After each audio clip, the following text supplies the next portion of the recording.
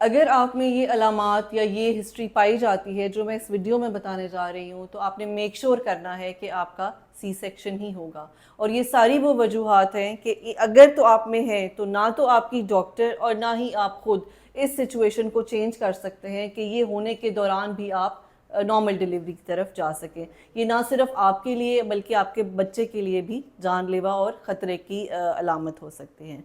मैं हूँ डॉक्टर सादिया मुमताज़ और आप देख रहे हैं गायनी टॉक्स। सबसे पहली और मोस्ट इम्पॉर्टेंट और मोस्ट कॉमनली आस्क्ड क्वेश्चन ये है कि जी पहले ऑपरेशन है तो क्या अब डिलीवरी हो सकती है। उसमें अगर तो आपका पहले एक से ज़्यादा सी सेक्शंस हैं, 2 हैं, 3 हैं, 4 हैं, तो फिर तो normal delivery totally out of question है। उसकी वजह यह है कि आपका यूट्रस 2 से 3 दफ़ा खुल चुका है, स्टिच हो चुका है, उसमें अब लेबर पेन लेने की सकत बिल्कुल भी नहीं है। बल्कि अगर ऐसी सिचुएशन में लेबर पेन आना स्टार्ट हो जाती है या प्री टर्म लेबर भी शुरू होती है, तो हमें प्री टर्म भी सी सेक्शन करना पड़ता है। हम उस वक्त भी ट्रायल की तरफ नहीं जाते। सेकेंडली ये कि अगर आपका एक सी सेक्शन हो चुका है लेकिन आपका जो नेक्स्ट प्रेगनेंसी इंटरवल है वो 2 साल से कम है। अब इसमें बहुत से लोग वो प्रेगनेंसी के 9 माह को भी उस 2 साल में डालते हैं। नो, आपका यूट्रस अब हेल्दी टाइम जो उसका रिक्वायर्ड है वो ये है कि आपका सी सेक्शन हुआ, 2 साल गुजर गए, 2 साल कंप्लीटली गुजर जाने के बाद आपको प्रेगनेंसी हुई, then you are a good candidate कि आप नॉर्मल का ट्रायल ले सकती हैं। लेकिन अगर 2 साल से कम में आपको प्रेगनेंसी हो गई है तो please do not opt for normal delivery, और ना ही अपने डॉक्टर के साथ इस चीज़ को उनको प्रेशराइज करें और ना ही अपने ऊपर जो है ये प्रेशर लें कि नहीं अब आपको नॉर्मल डिलीवरी करानी है।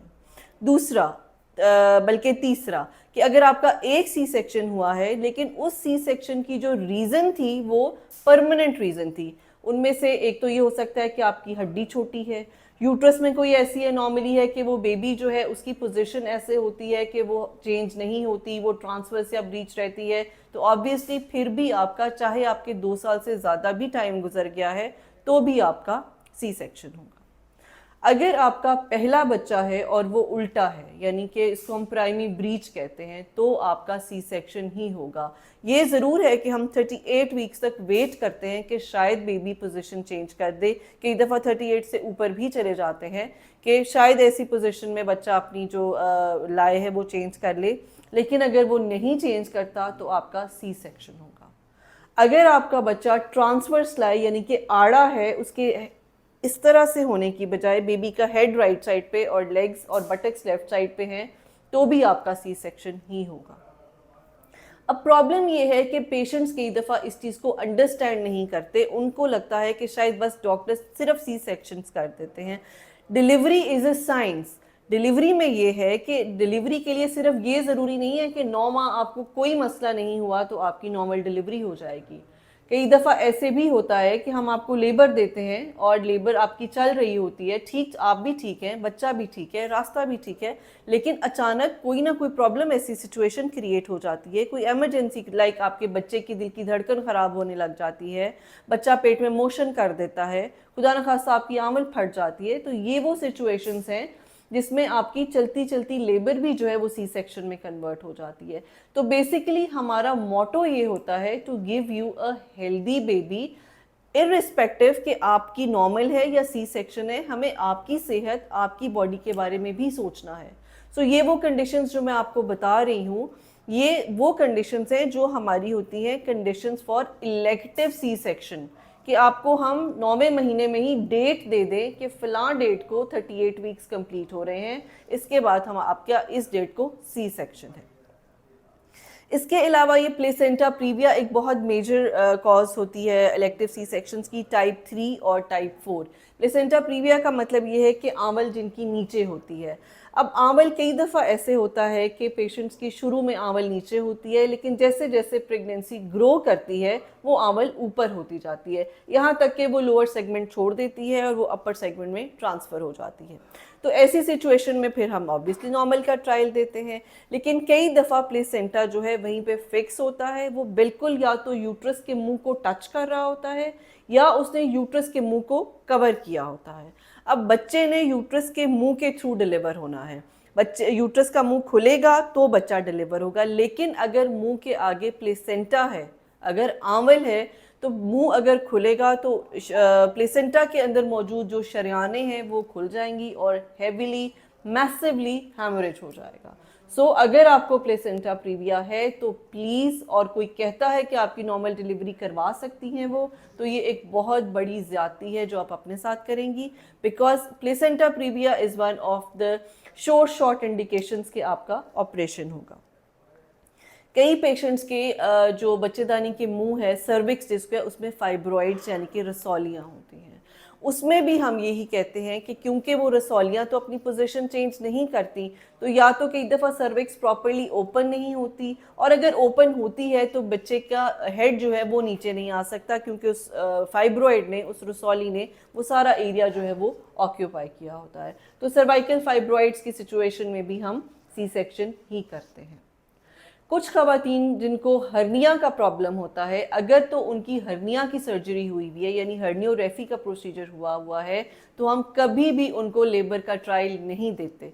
उसकी वजह यह है कि अगर हर्निया के ऑपरेशन वाली ख़वातीन लेबर लेती हैं, उनको पेन्स आती हैं, वो प्रेशर देती हैं, तो वो हर्निया जो है दोबारा उनका वो जो उनको वो प्रॉब्लम हो सकती है, वो मैश से वो टूट जाती है और हर्निया दोबारा पेट में डिवेलप हो जाता है।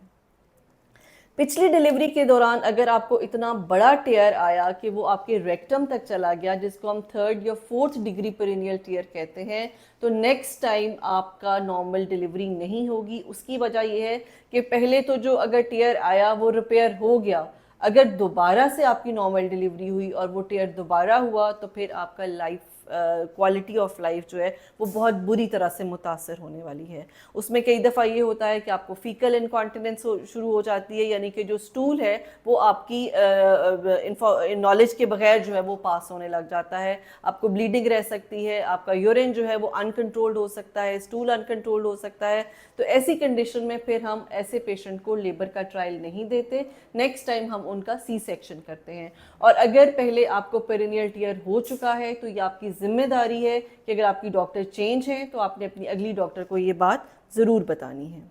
अगर आपके बेबी का साइज़ बहुत बड़ा है, अगर 4 kg या उससे ज़्यादा का बच्चा है, तो please don't go for a normal delivery. आपकी डॉक्टर भी आपको बताएंगी कि आप नॉर्मल डिलीवरी की तरफ ना जाएं, बिकॉज़ इतने बड़े बच्चे को जब नॉर्मली डिलीवर किया जाता है तो माँ भी कई दफ़ा बहुत बुरी तरह तैयार होती है, और कई दफ़ा बच्चे के शोल्डर्स फंस जाते हैं और उसके बच्चे को जो पैरालिसिस हो सकता है, उसके बाजू की जो नर्व्स हैं वो सर्वाइकल नर्व्स जो हैं वो अफेक्ट हो सकती हैं और बच्चे को बहुत ज़्यादा नुकसान हो सकता है।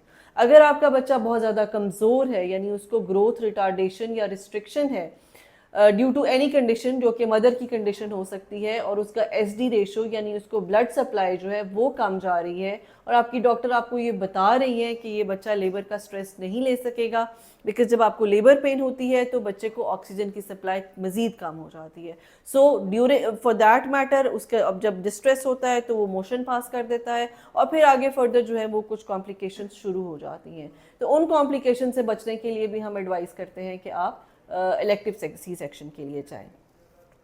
एक और जो कंडीशन है उसमें अगर आपके ट्विन्स हैं लेकिन एक ही सैक में ट्विन्स हैं, कई दफ़ा 2 डिफरेंट सैक्स, 2 डिफरेंट प्लेसेंटा होते हैं, उनको तो हम ट्रायल दे देते हैं, लेकिन अगर एक ही सैक है और उसमें दोनों बेबीज हैं तो उसका भी इलेक्टिव सी सेक्शन होता है।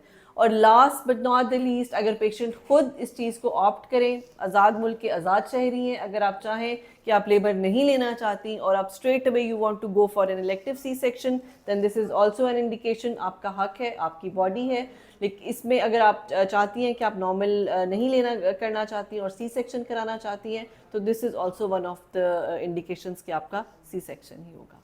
Thank you.